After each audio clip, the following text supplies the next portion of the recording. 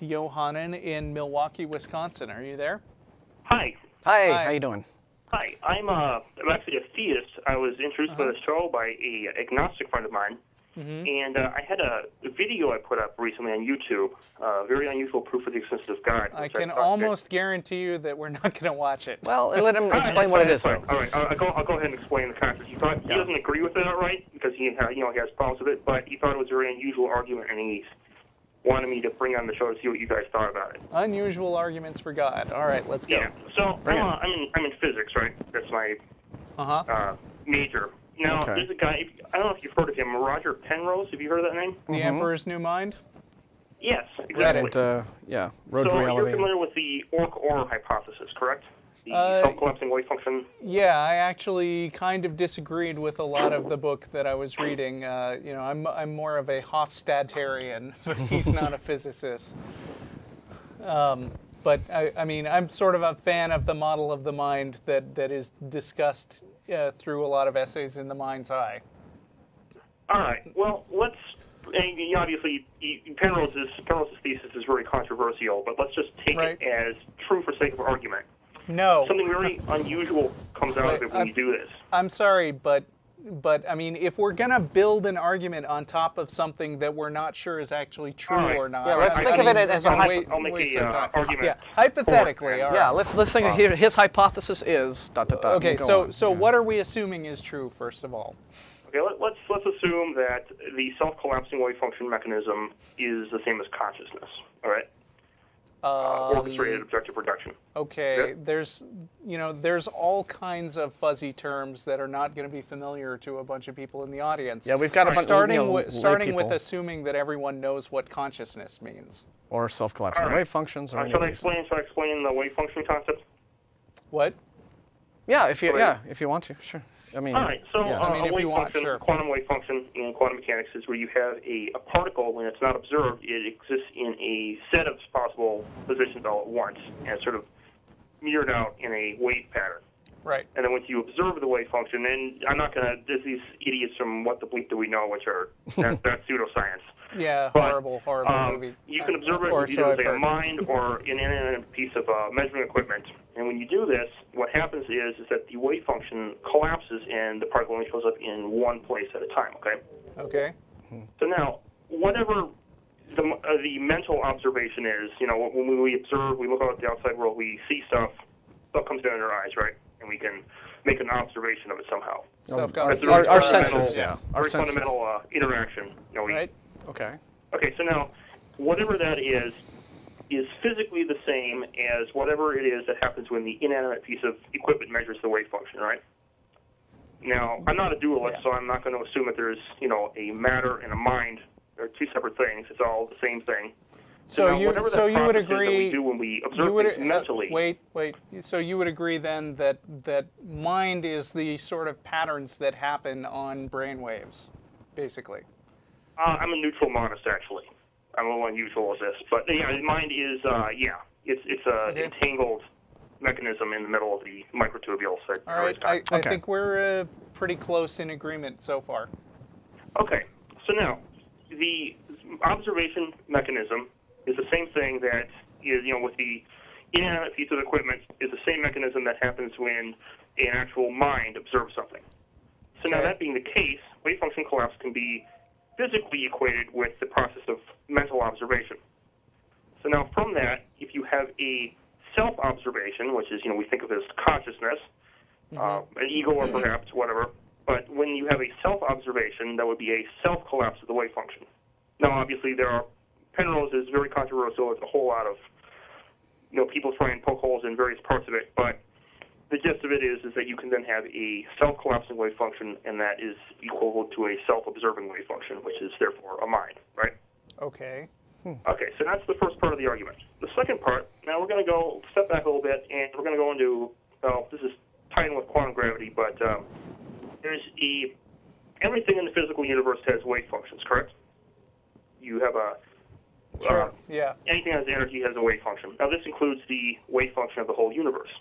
So you've got, if I can clarify this some more for non-nerds, when you have subatomic particles, you can't specifically say where they are and how fast they're moving, but you can sort of give a probability distribution of where they probably are, where they're most likely to be, how likely they are to be in particular places.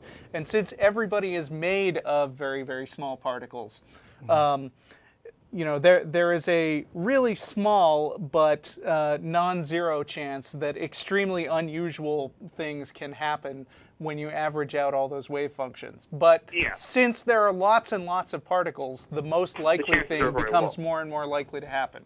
Okay. Are you with me, Martin? More or less. I mean, I get the feeling that a bunch of our viewers' eyes are probably glazing over with some of this arcane physics. I am a little bit worried about that. So it just can we sort of like do the short version? Are we leading up to? We're close to the end right now. Okay. Are we leading up to basically some kind of Schrodinger's God argument? Is that kind of where this is going? Perhaps, yes. Okay. The argument is that there are two types of wave function collapse. The first is the normal one where you measure it with an outside particle. The second was the OR mechanism, which is consciousness.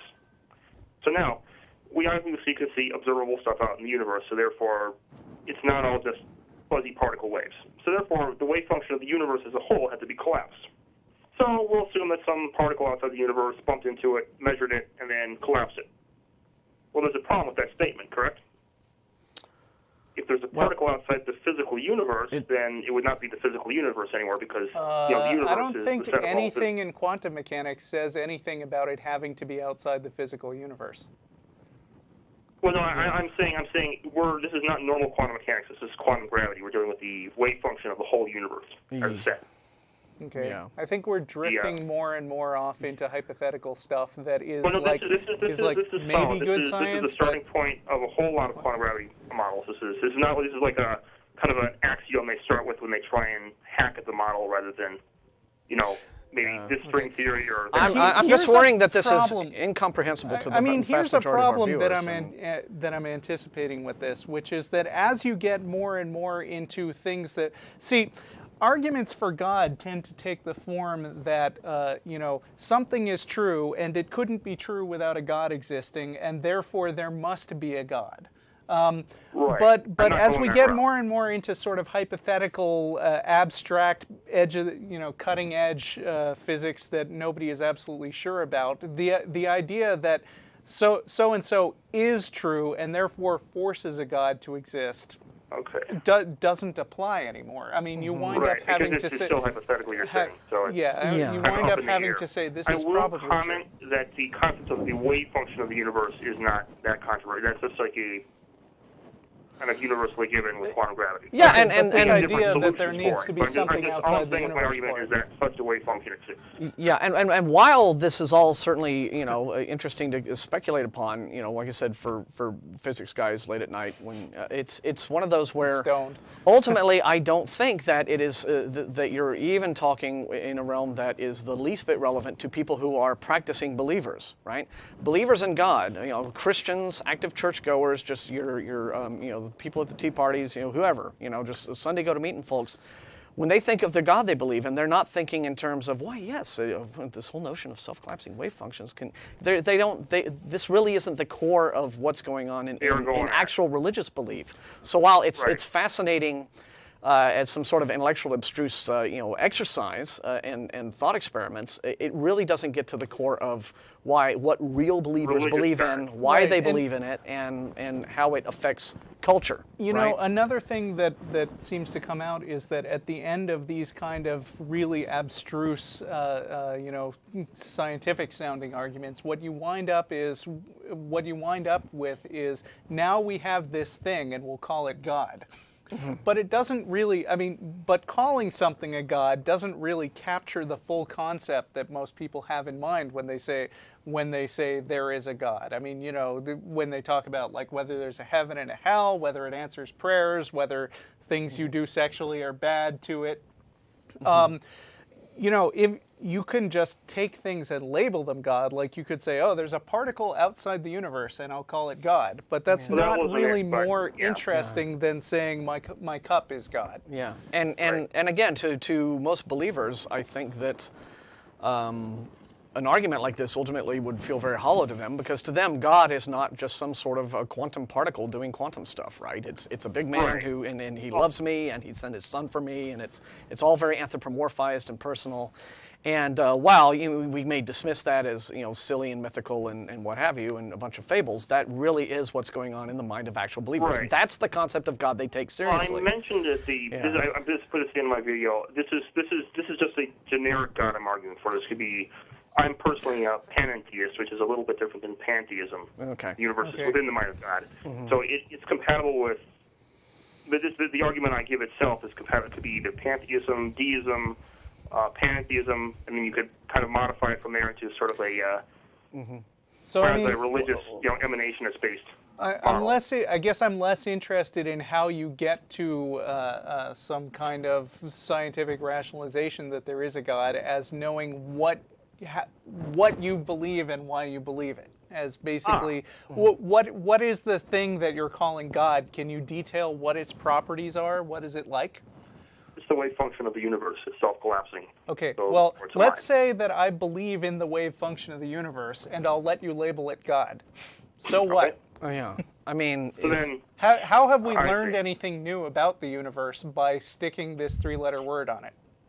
Because we've now discovered that because of or, it's a wave function, but it's also a mental wave function. Well, it's not a normal wave function where you just collapse it within a particle.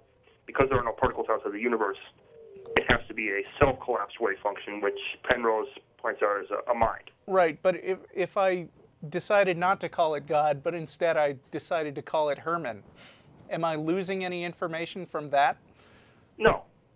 Okay. It would still be a universal mind, though, which I thought was kind of a cool thing to let you guys chew on for a bit there. I mean, it depends on what you consider a mind. And I mean, collapsing wave functions is something that things without minds also do, I think. Right. But I mean, again, it depends on the mind. So the argument. Yeah. Yeah. I think you're right. I mean, it's interesting. You're moving into esoteric territories that most actual believers don't really mess with. But again, I think that you're operating off of Penrose's premises, it does just seem like another way of finding stuff about the universe that you can call God. And until I know, as a scientific layman and as a layman in physics, until I see that there's some sort of that's a legitimate way of looking at the universe, if that's a way that increases my understanding of things, I'm, again, going to be wary to just sort of rush into it. So, right. Anyway, thanks for calling. If you wanted perhaps a religious component, and this is just a little side thing, this is something other things that, because actually there are a fair number of religious theists in the physics department. I'm not going to get into this right now, but just do a little research on Carl Jung and his association with the physicist Wolfgang Pauli. And I won't get into it now, but just dig out what you see and tell me if it's not a little weird. So okay. I want to put you on hold because Mark Lowy, our token physicist, actually wanted to have a chat with you off the air. And we're going to move on to other callers. I do recommend The Emperor's New Mind. It's a really interesting book that covers a lot of scientific disciplines, and then it makes some out there claims that some people aren't sure about. But he's a very well written guy. So thanks for calling. Thanks, Johan. Yes, sir. Nice Bye. to be on.